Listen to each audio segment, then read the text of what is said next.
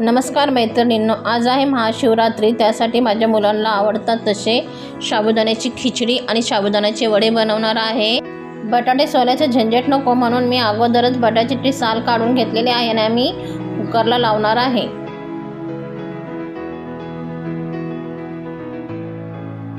बटाटे कुकरला लावतोपर्यंत मी एका साईडला शेंगदाणे भाजून घेते आणि हिरवी मिरची पण वाटून घेते।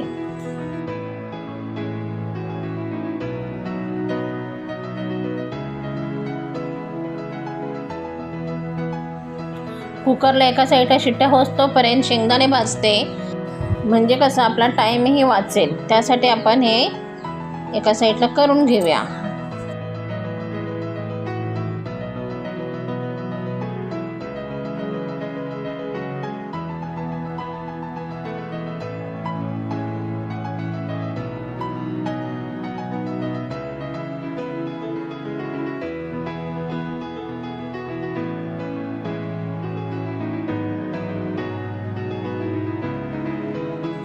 शेंगदाणे मस्त असे खरपूस भाजलेत। आता ते मी मिक्सरला लावून घेते।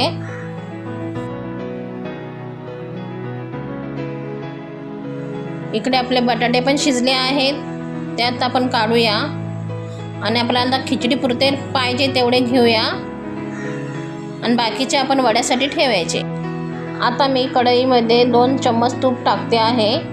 तूप चांगलं गरम झाल्यावर त्याच्यामध्ये अर्धा चम्मच जिरे टाकून घेते आणि आता हिरवी मिरचीचा ठेचा टाकणार आहे।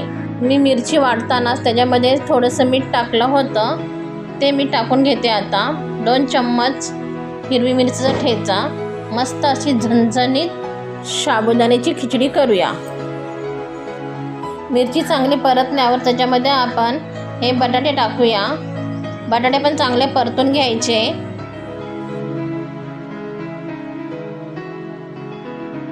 बटाटे परतून झाल्यावर आपण आता शेंगदाण्याचा कूट टाकूया। कूट पण चांगला बटाट्याला लावून घ्यायचा, चांगला परतायचा बटाटा आपण त्या कुटामध्ये आणि नंतर ना मग आपण साबुदाणे टाकूया।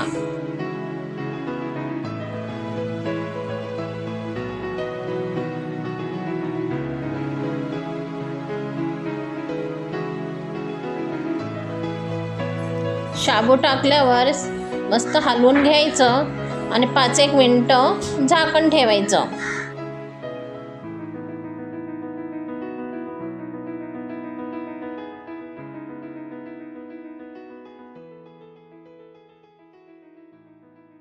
पाच मिनिटांनी झाकण काढून परत एकदा बघून हलवून मंद गॅसवर पुन्हा एकदा ठेवायची झाकून।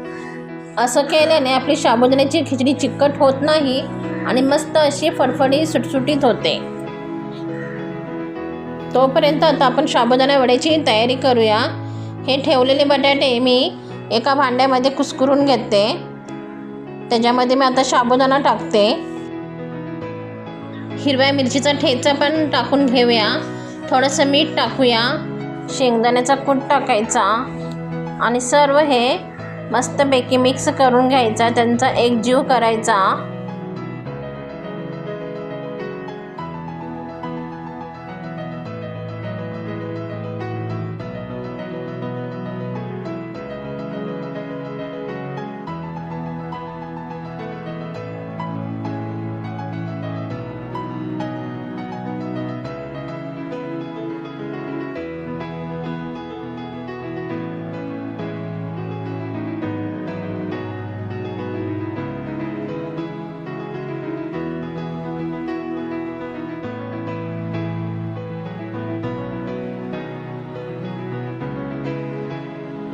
आता आपण वडे करून घेऊया।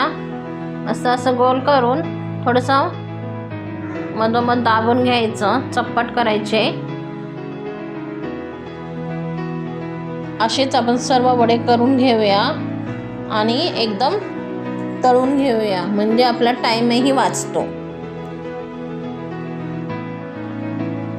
चला तर मग आपले हे वडे तयार झाले आहेत। आता आपण हे तळून घेऊया। मी कढईमध्ये तेल घेतलं आहे। तेल पण मस्त गरम झालेलं आहे। आता त्याच्यामध्ये मी एक एक वडा सोडून तळून घेते।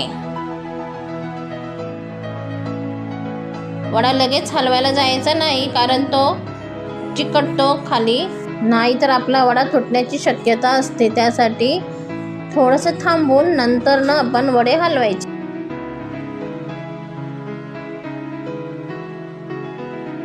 हे असेच आपण सर्व वडे तळून घेऊया. वडे थोडेसे लालसर झाले की ते आपण काढून घ्यायचे.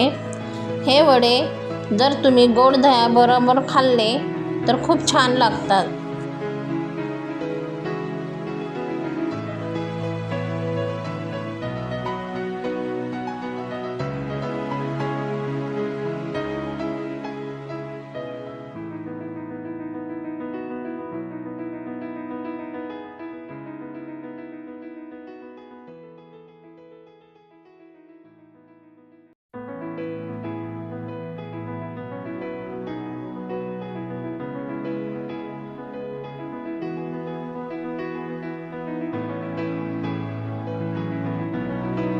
मैत्रिणींनो, कशी वाटली आजची माझी ही रेसिपी?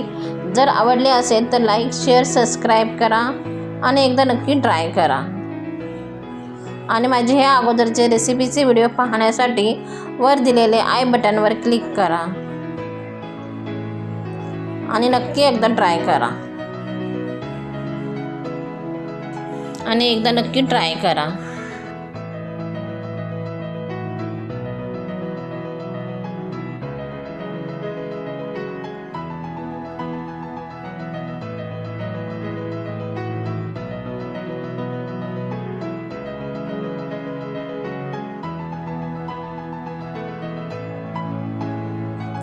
आता त्याच तेलामध्ये मी मिरच्याही तळून घेते आणि मग त्याच्यावर थोडंसं मीठ टाकून मिरची त्या वड्याबरोबर खायला द्यायची. मैत्रिणींनो, हे साबुदाण्याचे वडे मिरची बरोबर आणि गोड दह्याबरोबरही खायला खूप छान लागतात.